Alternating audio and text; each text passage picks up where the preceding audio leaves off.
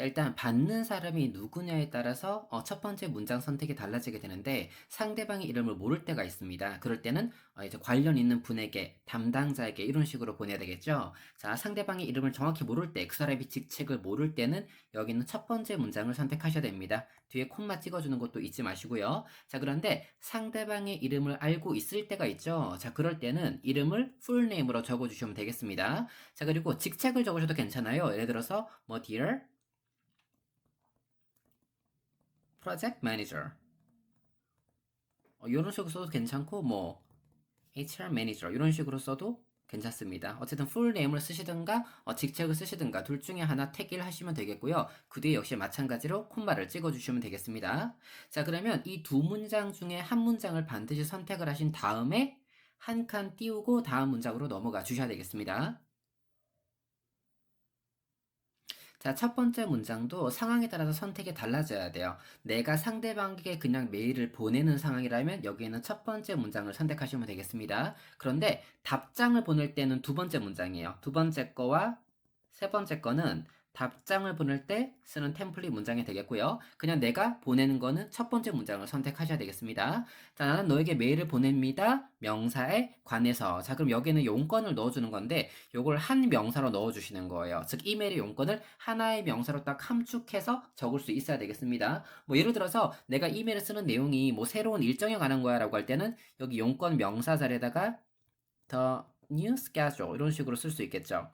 뭐 혹은 할인에 관한 거야라고 할 때는 the discount 이런 식으로 쓰시면 되겠죠. 그럼 명사를 쓸 때 기본적으로 가산, 불가산인지 확신이 없을 때는 더를 선택하는 것도 방법이 됩니다. 기본적으로 관사, 더 같은 경우는 가산, 불가산, 단복수 상관없이 쓸 수 있기 때문에 적어도 문법적인 오류는 피할 수 있다라는 거죠. 그래서 계속 하나의 명사로 이메일을 이제 주제를 요약할 수 있어야 되는데요. 뭐 새로운 공석에 관한 내용이라면 the job opening 이런 식으로 명사를 용건 명사 자리에다가 딱 삽입만 해주시면 되겠습니다.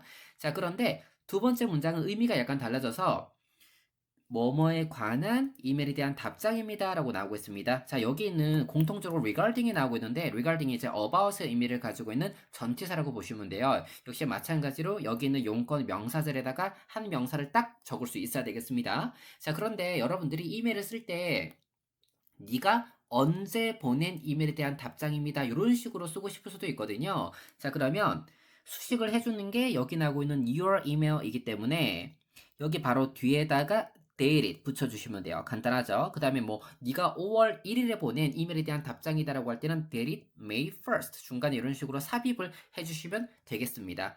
자, 그런데 이메일의 주제를 한 단어로 함축하기 좀 애매한 상황도 있을 수 있습니다. 그럴 때는 세 번째 문장을 선택하시면 되는 거예요.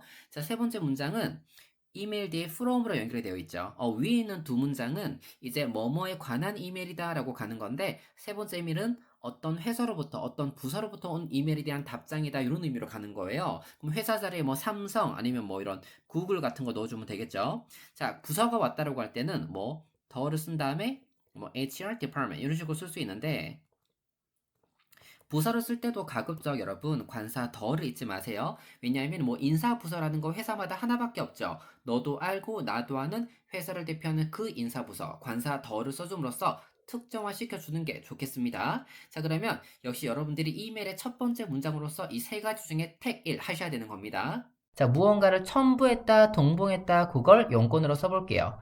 내가 명사를 동봉했습니다 라고 할 때 I enclosed 명사 맞는 문장이지만 이런 초딩 문장 그만 쓰셔야 돼요. 세련되게 도치시킬 수 있어야 되거든요. 자, 도치가 뭐냐면요 문장 맨 앞으로 딱 당겨가지고 강조해 주는 겁니다. enclosed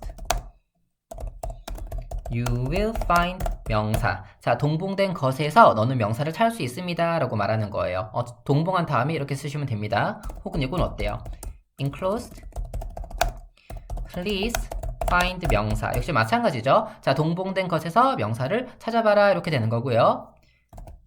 enclosed is 명사. 이렇게도 쓸 수 있어요. 동봉된 것은 명사다. 여기서 enclosed 같은 경우가 문장 맨 앞으로 도치가 되면서 일시적으로 명사적 해석을 가지게 되거든요. 그러면 동봉된 것은 명사다 이렇게 되겠죠. 자, 여러분 요거 세 가지 패턴으로 이제 도치가 될 수 있는데 세 번째 거를 자주 써보세요. 쓰기 쉽고 세련된 느낌을 줍니다. 자, 근데 우리가 동봉이나 첨부를 여러 개 할 때도 있잖아요. 그럴 때는 enclosed are 복수 명사 이렇게 쓰는 거예요.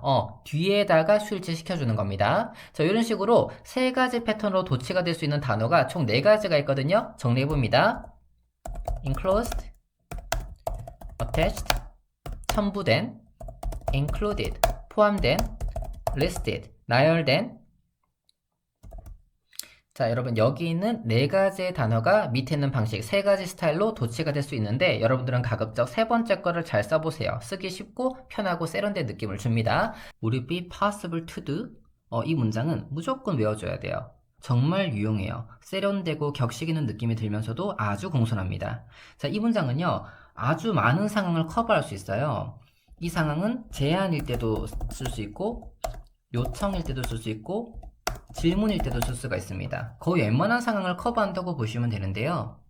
예를 들어서 동사하는 게 가능할까요가 되는 거예요.